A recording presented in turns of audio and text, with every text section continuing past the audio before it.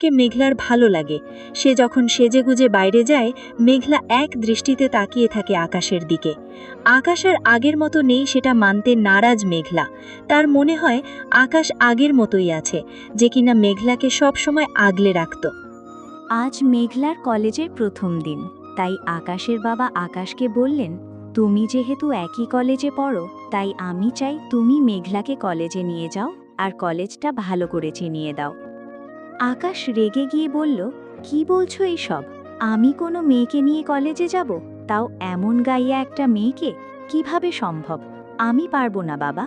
আর শহরে কি কলেজের অভাব পড়ছিল যে ওকে আমার কলেজেই ভর্তি করতে হলো? ওকে আমি চিনি, এটা কেউ জানলে আমার মান সম্মান থাকবে না বাবা। আকাশের বাবা, চুপ করো, মানুষকে সম্মান করতে শেখো। ভুলে যেও না ও একজন ব্রিলিয়েন্ট স্টুডেন্ট। আমি যা বললাম তাই করবা। এবার তিনি মেঘলাকে বলল, জামা তুই রেডি হয়ে আয়। মেঘলার ইচ্ছে করছে বলতে সে আকাশের সাথে যাবে না, কিন্তু সে শহরের কিছুই চিনে না, তাই একা যেতে পারবে না। আর আজাদ সাহেবের মুখের ওপর কথাও বলতে পারবে না, তাই সে রেডি হতে গেল। মেঘলা নীল জামা পরেছে, সাথে এক হাতে কয়েকটা নীল চুড়ি, এক হাতে ঘুড়ি, কানে ম্যাচিং ঝুমকা, ঘন চুলগুলি খুলে দিয়েছে, চোখে গাঢ় কাজল টেনে ঠোঁটে হালকা লিপস্টিক পরেছে। মেঘলাকে দেখতে নীলপরি নীলাঞ্জনার মতো লাগছে, যার মাঝে অনায়াসে ডুব দেওয়া যায়।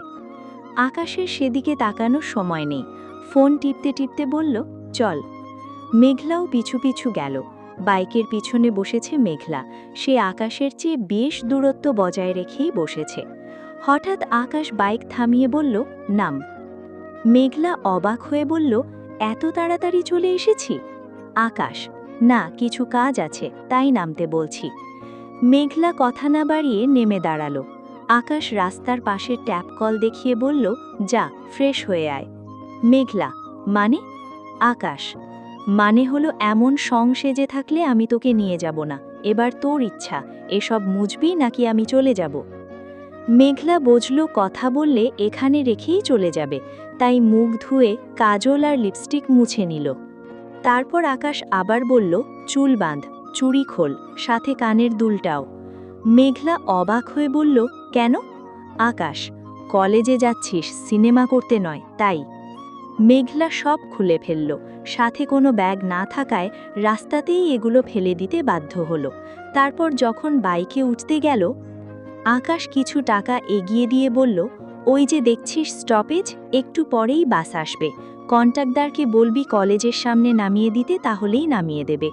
মেঘলাকে কিছু বলার সুযোগ না দিয়ে টাকাগুলি হাতে দিয়ে বাইক স্টার্ট দিয়ে চোখের পলকেই চলে গেল আকাশ।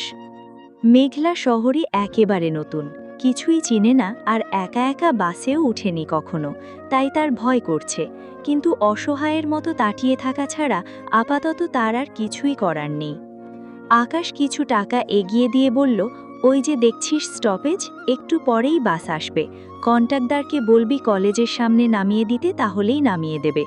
মেঘলাকে কিছু বলার সুযোগ না দিয়ে টাকাগুলি হাতে দিয়ে বাইক স্টার্ট দিয়ে চোখের পলকেই চলে গেল আকাশ।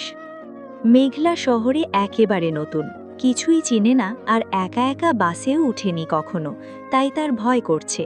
কিন্তু অসহায়ের মতো তাকিয়ে থাকা ছাড়া আপাতত তার আর কিছুই করার নেই। আকাশ কিছু টাকা এগিয়ে দিয়ে বলল, ওই যে দেখছিস স্টপেজ, একটু পরেই বাস আসবে, কন্ট্রাক্টরকে বলবি কলেজের সামনে নামিয়ে দিতে, তাহলেই নামিয়ে দেবে। মেঘলাকে কিছু বলার সুযোগ না দিয়ে টাকাগুলি হাতে দিয়ে বাইক স্টার্ট দিয়ে চোখের পলকেই চলে গেল আকাশ। মেঘলা শহরে একেবারে নতুন, কিছুই চিনে না, আর একা একা বাসেও উঠেনি কখনো, তাই তার ভয় করছে। কিন্তু অসহায়ের মতো তাকিয়ে থাকা ছাড়া আপাতত তার আর কিছুই করার নেই। মেঘলা, সেই তো নিয়ে গেল না, তাহলে এত কিছু কেন করালো? আমিও কি বোকা, উনার কথা মতো রাস্তায় দাঁড়িয়ে সাজগোজ মুছলাম। হাহ কপাল। যাক, কি আর করার, যা হবার হয়েছে। কলেজের দেরি হয়ে যাচ্ছে, এবার যেতে হবে। কিন্তু কিভাবে যাব? আমি তো অন্য মেয়েদের মতো স্মার্ট নই, বাসে কি চড়তে পারবো? আচ্ছা, বাসায় চলে গেলে হয় না, কাল না হয় কলেজ যাব। না, আজ কলেজের প্রথম ক্লাস, না আজকেই যাই। আর আঙ্কেল ব্যস্ত জন্যই তো আকাশের সাথে পাঠিয়েছিল, কাল আবার ওনাকে দিয়েই পাঠাবে, আর সেম কাজ হবে। কাউকে প্যারা দেওয়াটা উচিত হবে না, আমিই যাই। অনেক ভেবে মেঘলা স্টপেজে বাড়ালো। ভয়ে রীতিমতো তার হাত পা কাঁপছে, খুব অস্বস্তি লাগছে, কারণ এখানে যারা বাসের জন্য অপেক্ষা করছে সবাই ছেলে, কোনো মেয়ে নেই। কিছুক্ষণ পর একটা মেয়ে এসে দাঁড়ালো। মেঘলা বারবার মেয়েটার দিকে তাকাচ্ছে। মেয়েটা সেটা লক্ষ্য করে বলল, কিছু বলবে? মেঘলা ভয়ে ভয়ে বলল, আপু আসলে আমি এখানে নতুন, গ্রাম থেকে এসেছি তাই। মেয়েটি, ও আচ্ছা, কোথায় যাবে? মেঘলা, সিটি কলেজ। মেয়েটি, চিন্তা করো না, আমি তোমায় পৌঁছে দিব। বাই দ্য ওয়ে, আমি না নাদিয়া, তোমার কলেজেই পড়ি, উপরের ক্লাসে। কথাটা শুনে মেঘলার মুখে হাসি ফুটে উঠল। কিছুক্ষণ পর বাস আসলো, কিন্তু একটাই সিট খালি আছে। নাদিয়া মেঘলাকে বসিয়ে দিল। মেঘলা, আপু আমি দাঁড়িয়ে যেতে পারবো, আপনি বসুন প্লিজ। মেয়েটি, তুমি বসো, দাঁড়িয়ে যেতে আমার সমস্যা হবে না, কিন্তু তুমি দাঁড়িয়ে গেলে আমি আর কলেজেই ঢুকতে পারবো না। মেঘলা খুব অবাক হয়ে বলল, মানে? নাদিয়া, কিছু না, তুমি আমার ছোট বোনের মতো, আমি কি নিজের ছোট বোনকে দাঁড় করিয়ে রেখে বসতে পারতাম?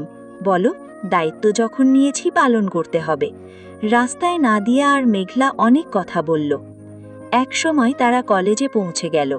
আজ কলেজটা বেশ সুন্দর করে সাজানো হয়েছে।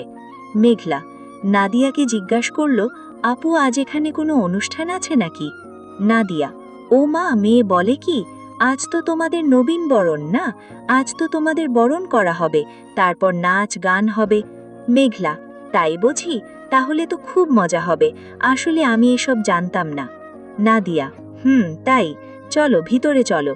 যেতে যেতে নাদিয়ার এক বন্ধুর সাথে দেখা হয়, সে মেঘলাকে বলল, তুমি যাও, আমি আসছি। মেঘলা, আচ্ছা আপু, যাচ্ছি। মেঘলা মনে মনে ভাবছে, ধুর, আজ কলেজে অনুষ্ঠান জানলে তো একটু ভালো ড্রেস পরে আসতাম, যাও একটু সেজেগুজে এসেছিলাম, বদমেজাজির জন্য সেটাও হলো না, কেমন যে দেখাচ্ছে আমায়, কে জানে। ভাবতে ভাবতে কলেজে ঢুকছে, তখনই কয়েকটা ছেলে মেঘলাকে একা পেয়ে র্যাগিং করা শুরু করলো। প্রথম মেঘলা রিয়্যাক্ট করলেও ওদের কথা শুনে ওর কান্না পাচ্ছে।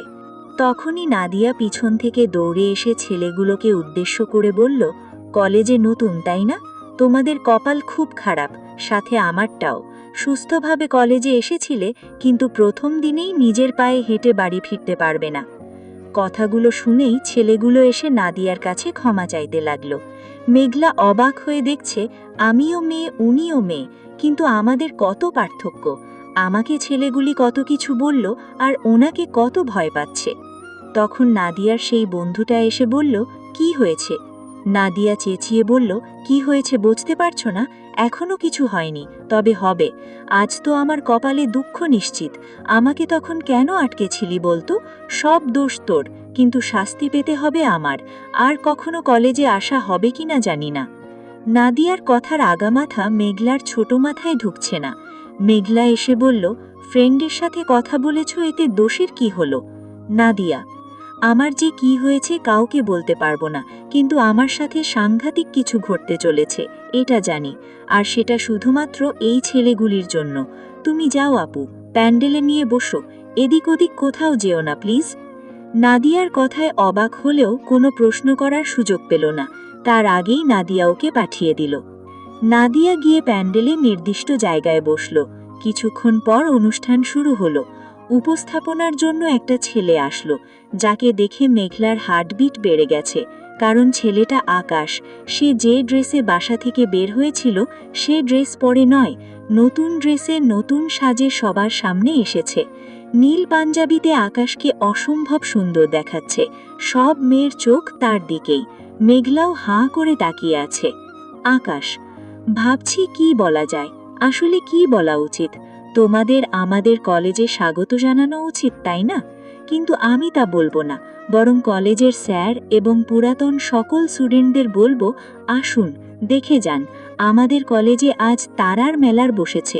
কারণ এখানে যারা আজ বসে আছে প্রত্যেকেই এক একটা স্টার, যাদের পরিচয়ে সবাই আমাদের কলেজকে নতুন করে চিনবে। তাহলে চলুন প্রথমেই সেই স্টারগুলোকে ফুল দিয়ে বরণ করে নিই।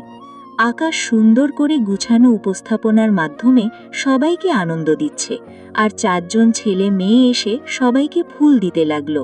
সবাইকে রজনীগন্ধার স্টিক দেওয়া হচ্ছে। মেঘলার খুব ভালো লাগছে। আকাশ নানা ভঙ্গিতে কথা বলে সবাইকে হাসিয়ে যাচ্ছে। একটা ফুল দিতে দিতে মেঘলার কাছে এসে একটা গোলাপ দিল। মেঘলা বলল, সবাই তো রজনীগন্ধা পেয়েছে, আমি গোলাপ কেন? মেয়েটি হেসে বলল, তোমার গোলাপ পছন্দ তাই।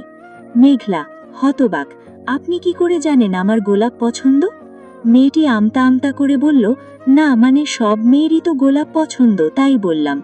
আসলে আমার কাছে রজনীগন্ধা শেষ, তাই গোলাপ দিলাম, বলে মেয়েটি চলে গেল। অথচ মেয়েটির হাতে রজনীগন্ধা ছিল। মেঘলা মিথ্যে কেন বলল? যাক, ভালোই হলো, নিজেকে লাকি মনে হচ্ছে। সবাই রজনীগন্ধা পেয়েছে, আমি গোলাপ।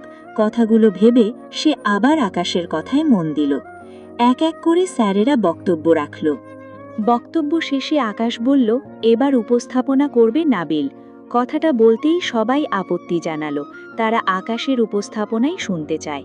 নাবিল এসে বলল, আরে আপনারা কি আকাশের কথাই শুধু শুনবেন? আমাদের হিরোর নাচ দেখবেন না? একটু সময় দিন, হিরো ড্রেস চেঞ্জ করে আসুক। তারপর নাবিল কথা বলতে শুরু করল।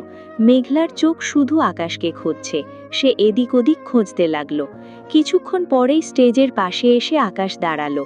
আকাশ এবার কালো জ্যাকেট পরেছে, সাথে সাদা টি শার্ট, চুল জেল দিয়ে সেট করেছে, কানে কাল দুল পরেছে, সাথে সানগ্লাস। এই লুক দেখে হয়তো অনেকেই ক্রাশ খেয়েছে, যার ফলে আকাশ আসতেই কিছু মেয়ে স্টেজের সামনে গিয়ে আকাশের সাথে কথা বলতে শুরু করলো। আকাশও হেসে হেসে কথা বলছে তাদের সাথে। মেঘলার আকাশকে দেখতে ভালো লাগলেও মেয়েদের সাথে কথা বলাটা তার খুব খারাপ লাগছে।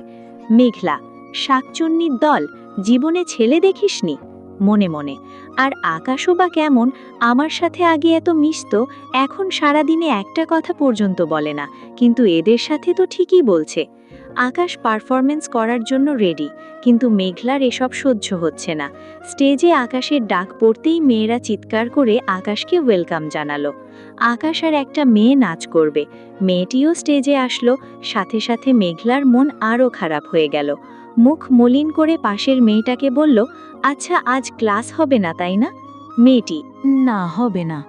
ও এখানে বাস স্টপেজ কোথায় আমাকে একটু বলতে পারবে? মেয়েটা বলে দিল। মেঘলা যেই উঠতে যাবে তখনই দেখল আকাশ ফোনে কথা বলতে বলতে স্টেজ থেকে নেমে গেল আর সবাইকে হতাশ করে বলল, পরের কাপলদের ডাক নাবিল, আমি পারফরমেন্স করব না, একটু প্রবলেম হয়ে গেছে। আকাশ মেঘলার দিকে তাকিয়ে কথাগুলো বলল। আকাশ যা বলে তাই করে, সেটা সবাই জানে, তাই আর কেউ জোর করল না।